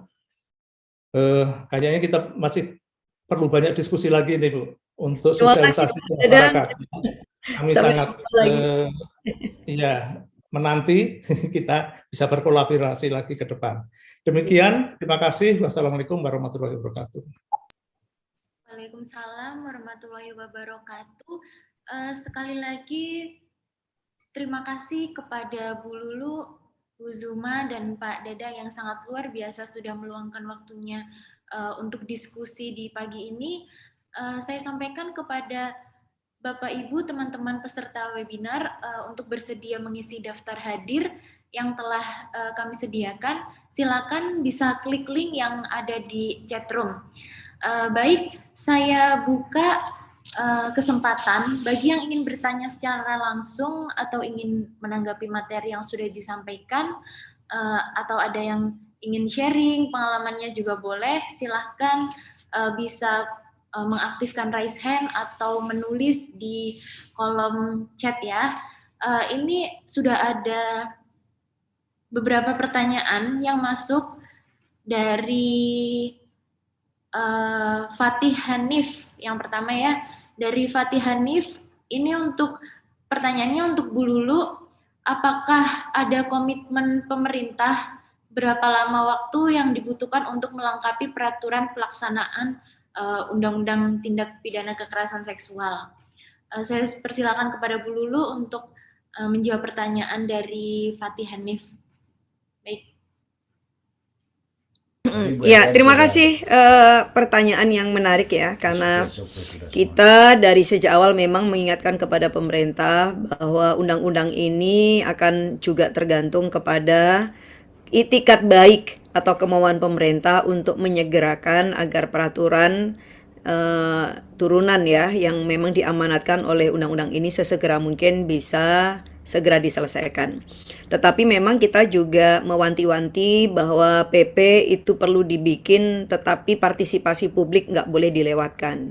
Karena kalau kemudian partisipasi publik itu yang sudah bagus pada proses penyusunan dan pembahasan undang-undang, tapi kemudian justru ditiadakan pada saat membuat aturan turunan, ini nanti khawatirnya ada missing link gitu ya. Jadi ada ketidakpaduan lah, yaitu yang kita khawatirkan. Dan saya kira ini kesempatannya bagi teman-teman ya sebenarnya untuk memastikan satu, didesak aja bahwa pemerintah harus segera mungkin agar sesegera mungkin kita tahu bagaimana ini nanti undang-undang ini akan diimplementasikan. Dan kalau kemudian ada respon publik, setidaknya kan bisa dipakai untuk memperbaiki kalau misalnya ada peraturan pemerintah yang dirasa juga belum memenuhi rasa keadilan dan juga keberpihakan kepada korban. Nah, kalau soal tenggang waktu secara spesifik itu belum ada ya, kecuali bahwa undang-undang ini memang punya waktu untuk segera mungkin diundangkan dan kemudian bisa diimplementasikan, termasuk kapan misalnya UPTD yang tadi disebutkan itu belum ada dan harus ada. Jadi berdasarkan ketentuan undang-undang, kalau itu memang batas maksimumnya antara 2-3 tahun. Itu yang kaitannya dengan UPTD. Semula kita sebenarnya udah menawar juga ya Mbak ya. Kalau untuk UPTD itu sebenarnya nggak perlu sampai waktu lama, cukup 1 tahun maksimal. Kenapa? Kalau misalnya Kemendagri itu mau menerbitkan surat edaran atau perintah kepada pemerintahan daerah di seluruh Indonesia, maka sebenarnya dalam waktu hanya hitungan bulan aja UPTD itu bisa didirikan. Itu baru secara formal. Tetapi memang problemnya tentu bukan hanya sekedar kelembahan UPTD-nya itu ada berdasarkan surat keputusan, tapi juga menyiapkan personel dan sebagainya. Tetapi kalau misalnya tidak diupayakan dan tidak didesak, ya pasti akan lama nunggunya. Jadi pemerintah daerah dalam hal ini juga harus juga didorong untuk bersiap-siap bagi yang belum punya UPTD untuk sesegera mungkin mendirikan. Nah, kemudian kalau untuk pihak pemerintahnya sesegera mungkin menyelesaikan peraturan turunan, karena memang antara lain peraturan turunan ini kan mengatur terkait dengan detail dan teknis soal pelayanan yang satu atap itu ya. Jadi karena ini kan melibatkan institusi dan antar lembaga, maka ini kan butuh aturan secara khusus. Nah, saya kira itu mungkin yang masih diselesaikan oleh pemerintah, karena mereka juga harus mengundang kembali pihak-pihak yang terkait, misalnya kejaksaan, kemudian kehakiman, kemudian kepolisian, kemudian Kementerian Kumham, Kementerian Perempuan, bahkan juga Kementerian Pendidikan atau Diknas yang semula nggak ada. Kemudian waktu itu saya usulkan itu harus sebagai tim yang terpadu nasional, itu juga ada, termasuk juga Kementerian Agama, karena memang fakta kekerasan seksual itu kan bisa terjadi di dua arena itu ya. Jadi di sekolah, bisa di perguruan tinggi atau di lembaga pendidikan, bisa dilakukan oleh tenaga kependidikan, termasuk juga di lembaga-lembaga keagamaan apapun itu agamanya, atau juga institusi yang berasrama dan seterusnya, termasuk juga ada pelibatan dari kementerian yang lain, misalnya Kementerian Luar Negeri ya, dan juga Kementerian Sosial dan lain-lain. Nah, saya kira problem yang terkait dengan koordinasi untuk bisa menghasilkan peraturan pemerintah yang sangat kuat, nah itu yang memang kita dorong. Nah, soal kapan ya, ini pertama soal itikat baik, soal komitmen politik, tapi yang berikutnya menurut saya prinsip kehati-hatian itu juga penting. Jadi jangan asal ada peraturan pemerintah tapi kemudian tidak komprehensif mengatur. Jadi ya itu aja komitmennya, ini sifatnya segera. Jadi karena ini sifatnya segera ya kita harap sih dalam waktu nggak sampai 1 tahun ya. Jadi mengukurnya kan begitu. Kalau hitungannya bulan ya, kalau undang-undang ini aja bisa kita bahas maraton selama 10 hari yang terakhir, maka semestinya kesiapan pemerintah untuk menyiapkan peraturan turunannya itu juga bisa cepat, karena saya yakin seperti yang dijelaskan oleh pemerintah, mereka kan tidak memulai dari zero. Jadi ketika mereka membuat DEM itu dengan sendirinya mereka juga udah menyiapkan sebenarnya aturan turunannya, tetapi tentu dengan menyesuaikan hasil akhir dari pembahasan bersama dengan DPR. Mudah-mudahan sih tidak lama ya. Kita harap dalam hitungan misalnya 6 bulan ini bisa dapat kabar baik. Itu mungkin sudah lama ya. Itu mungkin sudah lama. Sehingga ini biar bisa kepantau dengan cepatnya. Saya kira Komnas Perempuan ya, karena memang antara lain yang sudah secara kelembagaan juga disebutkan secara eksplisit sebagai pemantau pelaksanaan undang-undang dan juga aturan-aturan yang terkait dengan undang-undang ini, mungkin juga bisa melakukan kerja bersama untuk bisa memastikan pemerintah secepatnya bisa menghasilkan PP atau Perpres. Tapi ini undang-undang juga belum ada nomor, jadi kita tunggu nomornya dulu. Biar ini sah menjadi undang-undang. Jadi baru penetapan di rapat paripurna, tapi belum ada nomornya dan belum ada tanda tangan dari presiden. Nah, ini langkah pertama yang kita tunggu, dan kemudian peraturan pemerintah dan hal yang lain yang terkait itu. Ya. Ada lagi, Mbak? Baik, terima kasih Bu Lulu. Ini ada dari Ibu Sri Nur Herwati yang mengajukan raise hand. Silakan Ibu Sri Nur Herwati untuk mengajukan pertanyaannya, Bu. Dipersilakan. Mohon maaf untuk mic-nya masih di mute ya, Bu, untuk di unmute dulu.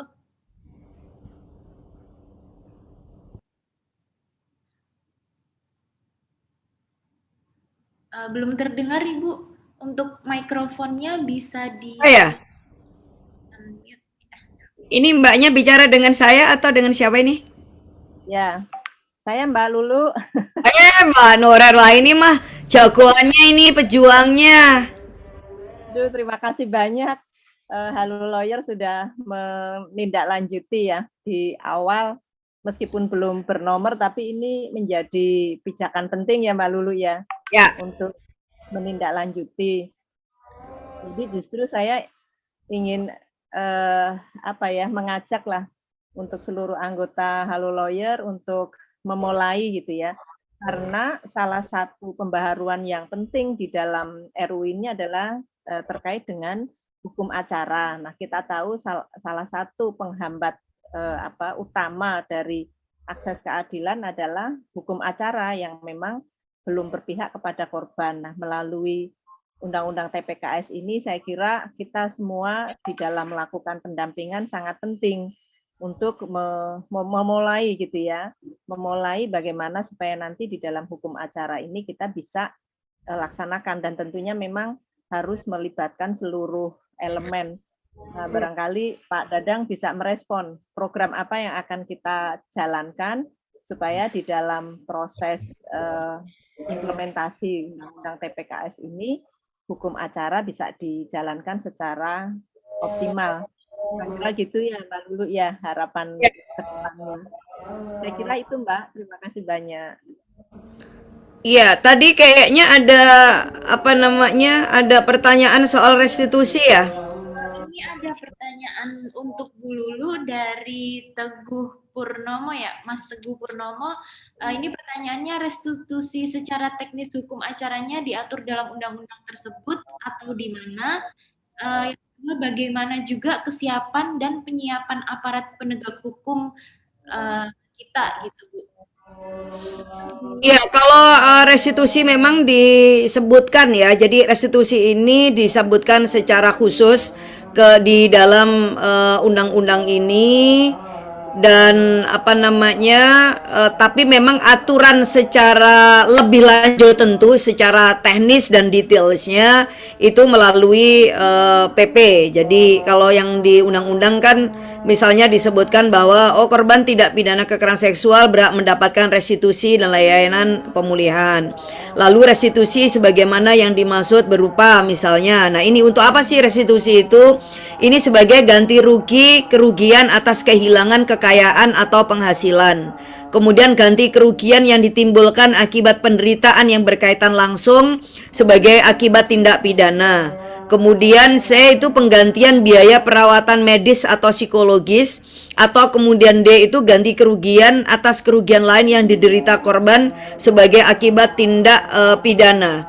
Nah, yang menarik bahwa dalam hukum acara pidana ini untuk memastikan bahwa kewajiban bagi pelaku untuk membayar restitusi, maka pihak pengadilan bisa melakukan sita jaminan harta kekayaannya sementara. Ini untuk memastikan tidak terjadi peralihan ya, atau semacam penghilangan bukti atau apapun yang terkait dengan harta kekayaan pelaku. Kemudian bersama dengan LPSK juga kemudian akan menilai sebenarnya harta kekayaan dari pihak pelaku. Ini nanti teknis ya, tetapi ini kemarin kita diskusikan. Jadi yang pasti yang akan dijamin bahwa tidak bercampur antara kekayaan pelaku dengan harta kekayaan pihak lain yang memiliki hak atas kekayaan itu. Misalnya kalau pelakunya laki-laki atau suami, maka harta kekayaan istrinya dipisahkan atau harta kekayaan anaknya. Jadi ini yang benar-benar melekat kepada harta kekayaan pelaku. Nah, itu yang sita jaminan sementara itu di sana.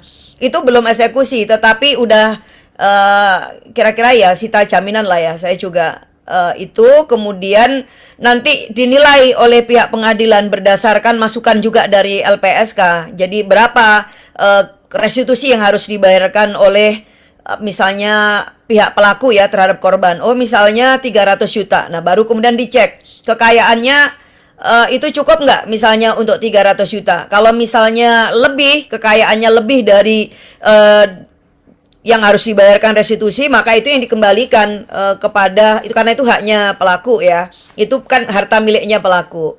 Tetapi kalau kemudian ternyata justru berkurang, nah ini kan yang paling penting.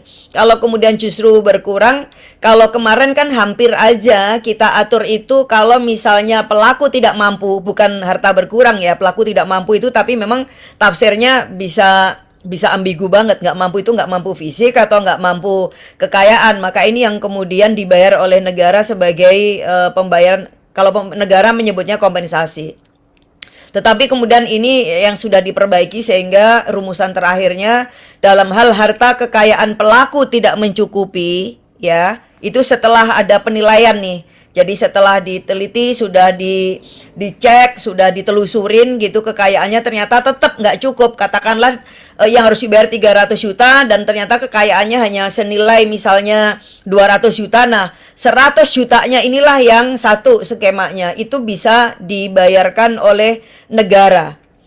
Ini bisa aja pembayaran oleh negara itu sementara, makanya perlu aturan lebih lanjut, karena saya masih protes waktu itu. Kalau semuanya itu dibayarkan oleh negara, yang kita khawatirkan kalau kemudian ini dibikin nggak mampu semua gitu, satu ya. Walaupun ini sebenarnya tujuannya baik karena menyangkut tanggung jawab dan kehadiran dari negara. Yang kedua, ataukah dibayarkan oleh negara itu sifatnya dana talangan atau pinjaman kepada pelaku. Artinya bahwa pelaku tetap punya kewajiban untuk membayar berupa hutang. Dengan cara apa? Ya kerja. Makanya ini yang di aturan turunannya begitu, bahwa pelaku itu bisa secara produktif melakukan kerja yang dia tetap bisa lakukan, atau diberi pelatihan, atau diberi training kayak gitu, sehingga dia bisa bekerja dan hasil kerjanya itu yang bisa dipakai untuk mencicil misalnya kepada lembaga yang mengelola dana bantuan korban. Jadi bukan dia mencicil bayarnya kepada korban, kalau korban dibayarnya ya penuh ya, sesuai dengan putusan pengadilan. Kalau misalnya korban itu punya hak misalnya 300 juta ya, maka korban mendapatkan 300 juta tanpa menunggu kesanggupan atau tanpa menunggu ada kecukupan hartanya apa tidak gitu. Ya, karena ini, nah di situ fungsi atau makna kehadiran negara itu di situ, karena memastikan bahwa hak korban itu terpenuhin begitu itu ditetapkan oleh pengadilan. Nah, hanya saja secara teknis seperti apa, ya kan? Apakah ini berupa hutang, apakah ini harus bekerja, ataukah kemudian mekanismenya ada pihak ketiga yang akan membayarkan, apakah pihak ketiga harus nitipkan dulu. Nah, ini yang itu diatur lebih lanjut berupa PP-nya. Tetapi ketentuan yang terkait dengan restitusi itu bukan hanya sebagai penjelas ya, tetapi diatur secara khusus, tapi aturan lebih lanjutnya itu ada di PP. Kalau pasalnya itu tersebutkan ya di dalam undang-undang ini. Makanya kita bilang ini pembaruan hukum yang luar biasa, karena ini memastikan hak korban itu bisa diberikan, yang selama ini nyaris korban kekerasan seksual dia menjadi korban yang berlapis-lapis. Traumanya, trauma psikisnya, kemudian juga kondisi secara sosial yang dia rugikan. Ada korban yang bahkan tidak mampu misalnya melanjutkan pendidikan kalau konteksnya dia masih pendidikan, atau bahkan dia kehilangan pekerjaan karena bisa aja dia dikeluarkan karena dianggap tidak produktif padahal dia sebenarnya sedang dalam kondisi trauma, atau mungkin dia sakit yang berkepanjangan sehingga dia juga tidak bisa melakukan fungsi-fungsi yang lain yang produktif. Nah, ini kan yang mesti dihitung, termasuk biaya perawatan selama proses-proses pemulihan itu. Walaupun kalau untuk visum misalnya itu ditanggung oleh negara ya. Ini berbeda dengan yang kaitannya dengan beban biaya perawatan medis atau psikologis selama pemulihan yang harus diperkirakan oleh pengadilan. Tapi untuk biaya visum ini tidak dibebankan kepada korban, tetapi ini yang justru bisa dibayar oleh negara melalui dana abadi, melalui dana bantuan korban atau victim trust fund tersebut gitu. Makanya tadi saya bilang kalau misalkan masih ada masukan dari masyarakat sipil untuk memastikan bahwa pengaturan yang terkait dengan restitusi ini benar-benar bisa berpihak kepada korban dan bisa diimplementasikan. Nah ya, satu sisi juga tidak terlalu membebani keuangan negara, dan yang berikutnya ini juga menjadi pembelajaran bagi pelaku. Di sisi lain ini juga sebagai mekanisme untuk memberikan rehabilitasi dan juga reform di lembaga pemasyarakatan. Saya kira ini masih sangat terbuka ya kesempatan untuk berkontribusi lah dalam pengaturan lebih lanjut terkait dengan restitusi ini. Gitu, Mbak. Baik, terima kasih penjelasan dari Ibu Lulu. Kiranya sudah di penghujung waktu. Sebelum saya akhiri, saya minta waktu 2 menit untuk masing-masing narasumber menyampaikan pesan-pesan kepada kami semua terkait Undang-Undang Tindak Pidana Kekerasan Seksual, terkait perlindungan yang harus dijaga oleh negara terhadap para perempuan, begitu ya. Saya mulai dari Ibu Lulu mungkin. Ya. Terima kasih Bapak Ibu, sahabat-sahabat sekalian.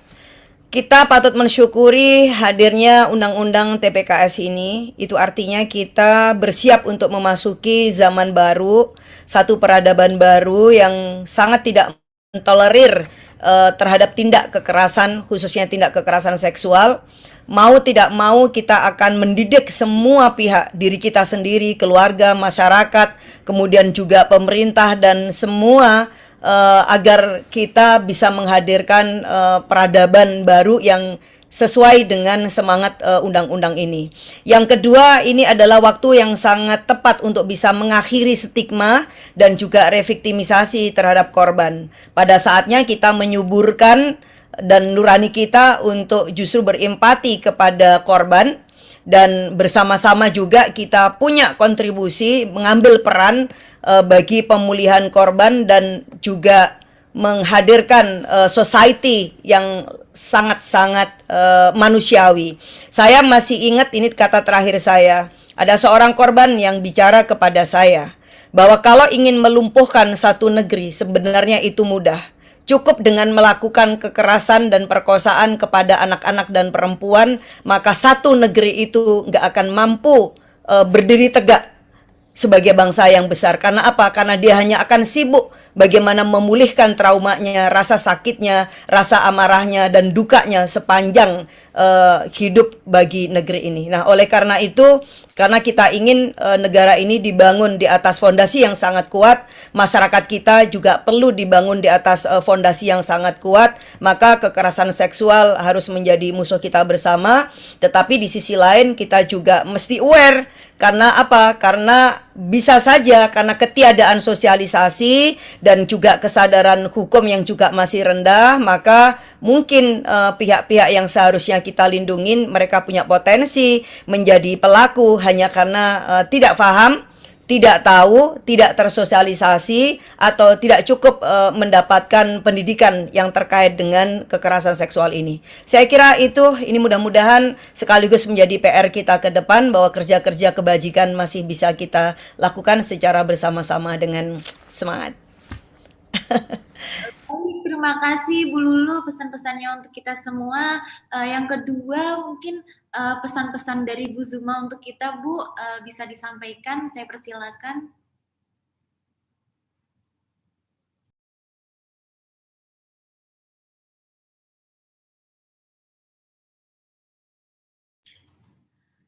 Aku ya? Oke, sorry Mbak Evi. Terima kasih Mbak Lulu, Mas Dadang, dan Mbak Nurher. Saya kira kita semua sepakat gitu ya, bahwa undang-undang ini tidak hanya sebuah bentuk payung hukum, tidak hanya sebuah aturan baru, tapi kita akan membuat sebuah peradaban, dan itu membutuhkan kerjasama semua elemen masyarakat gitu ya di Indonesia, baik DPR, pemerintah, masyarakat sipil, aparat penegak hukum, semua bertanggung jawab atas implementasi undang-undang ini. Dan saya juga ingin menyampaikan terima kasih kepada korban-korban kekerasan seksual yang sudah berani bersuara, yang sudah berani untuk melawan, untuk berjuang, memproses kasusnya di tengah banyak sekali hambatan, rintangan, dan karena pionir-pionir, karena korban-korban yang terus bertahan, berjuang, inilah kemudian kita menghasilkan undang-undang tindak pidana kekerasan seksual. Semoga dengan hadirnya ini tidak ada lagi korban seperti baik Nuril, tidak ada lagi korban seperti Novi, ataupun korban-korban kekerasan seksual yang selama ini jauh banget gitu ya dari kata yang namanya keadilan gitu. Itu saja dari saya, dan terima kasih Mas Dadang sudah menyelenggarakan acara yang sangat keren ini. Semoga kerjasama LBH Apik Jakarta dengan Halo Lawyer nanti juga bisa menghasilkan sesuatu dan lebih banyak memberikan manfaat pada perempuan-perempuan yang membutuhkan layanan bantuan hukum maupun pendampingan advokat. Terima kasih. Ya, saya terima kasih nih sama. Aku terima kasih juga Mas Dadang. Terima kasih juga. Ya, dulu banget sempat ketemu zaman masih di PBKO. Betul. Saya usul next time mungkin bedah RUU TPKS bisa by tema ya, sehingga biar ada nggak kelewatan. Kalau ini tadi bingung karena saking luasnya, sehingga sayang kalau misalnya tidak juga bisa kita bedah satu-satu babnya misalnya gitu. Makasih Mas. Oke, makasih. Kita koordinasikan nanti waktunya. Ya, Kasih. baik, Bu Lulu, Bu Zuma, terima kasih. Mungkin yang terakhir dari Pak Dadang, pesan-pesan untuk kita semua, untuk para peserta webinar di pagi hari ini. Oke, terima kasih. Saya tidak akan lama-lama. Kita sebetulnya sedang memulai satu peradaban baru, saya mengutip apa yang disampaikan Mbak Zuma, dan standar moral, standar hukum yang baru, dan kita berharap kerja kita memang tetap harus lebih keras lagi gitu ya, karena mengawal peraturan pelaksanaan, mengawal kesiapan kelembagaannya, dan juga mengedukasi publik. Ini tugas besar kita untuk memastikan undang-undang ini memang bisa deliver justice. Gitu ya. Saya kira itu saja, dan tentu kembali terima kasih kepada Mbak Lulu, Mbak Zuma, dan seluruh peserta yang hadir. Saya membayangkan ke depan misalnya akan ada sesi pendalaman tentang hukum acaranya misalnya gitu ya. Nanti Halo Lawyer akan fasilitasi itu. Supaya kita semua paham, dan nanti kita undang para pakarnya termasuk Mbak Lulu dan Mbak Zuma. Oke, demikian. Wassalamualaikum warahmatullahi wabarakatuh. Assalamualaikum warahmatullahi wabarakatuh. warahmatullahi wabarakatuh. Terus halo lawyer. Ibu, sebelum saya menutup acara ini, mohon berkenan untuk para peserta webinar membuka kamera, kita lakukan foto bersama untuk dokumentasi ya Bapak Ibu, teman-teman semuanya.